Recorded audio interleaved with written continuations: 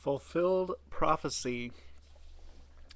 There are prophecies in the Bible, history written in advance. Prophecy is a special case of miracle, and we've already dealt with the historicity and evidential value of miracles in other videos. If a prophet then utters true prophecies, we are more likely to believe in the theological teachings of the said prophet. And Moses gives the test of a true prophet in Deuteronomy. That is, a prophet must give 100% accurate predictions.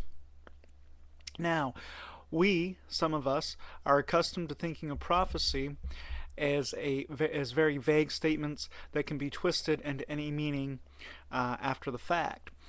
One thinks of the alleged prophecies about Hitler within the writings of Nostradamus on this score.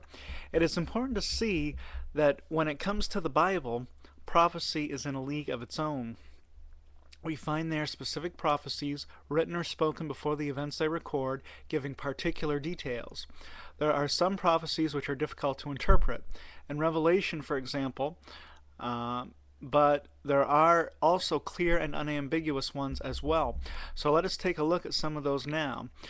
There was a prophecy that Israel would be in bondage in Egypt for 400 years, leading up to the Exodus. When Moses wrote this verbally given prophecy down, the 400 years were up or coming up soon. At the time of the Exodus, when So the prophecy comes first, then 400 years later we see that it has been fulfilled. When Moses wrote this verbally given prophecy down, the 400 years were up, as I said. And remember that we also saw elsewhere that the Bible is generally reliable history.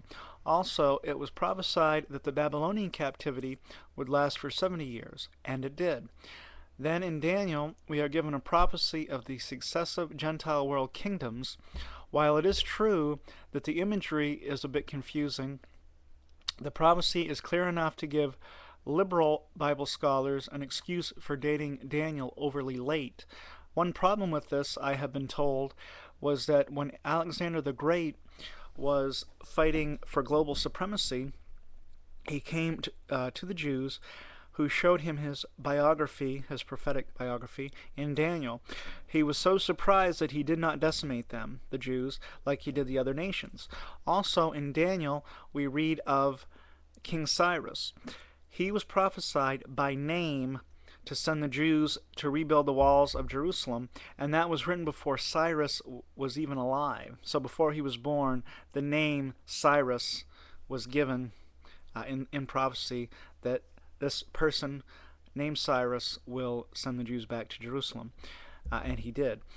But perhaps the primary prophetic focus in the Old Testament is that of the coming Messiah.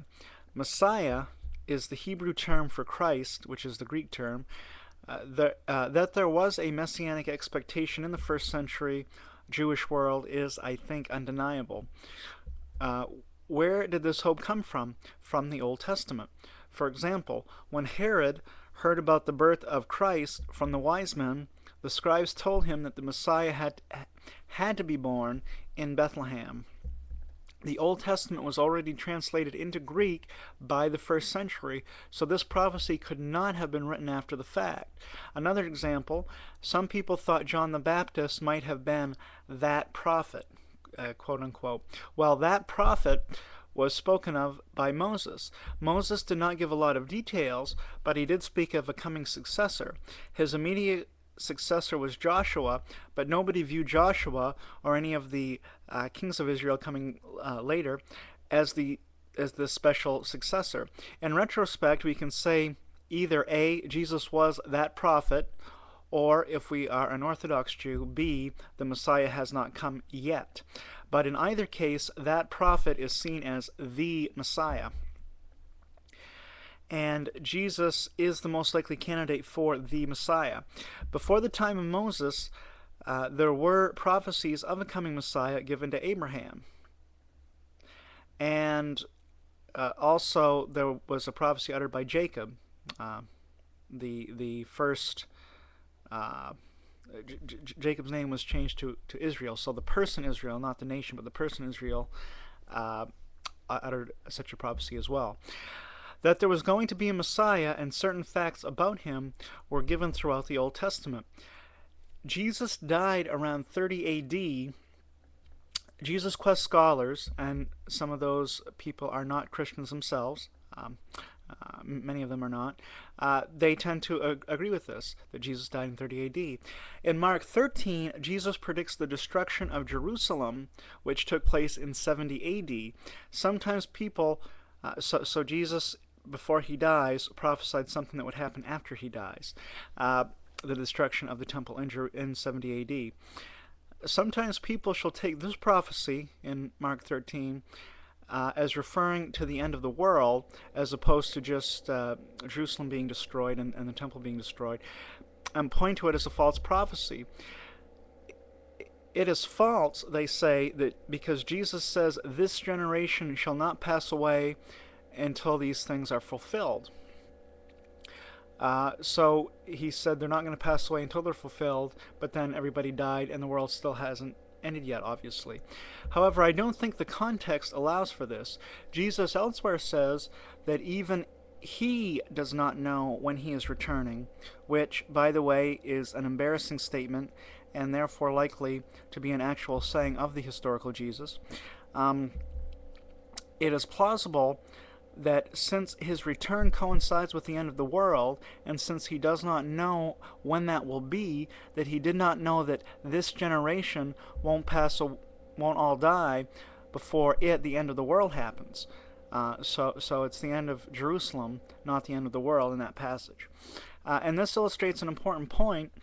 When people point to so-called failed prophecies in the Bible, they have to be careful they are taking the prophecy in context. In my experience, context is ignored, so they can twist the Bible to say what they want it to say, so they can prove, quote-unquote, their point.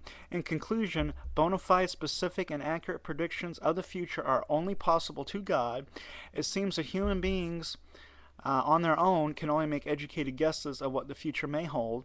God, on the other hand, knows the future perfectly because he is omniscient.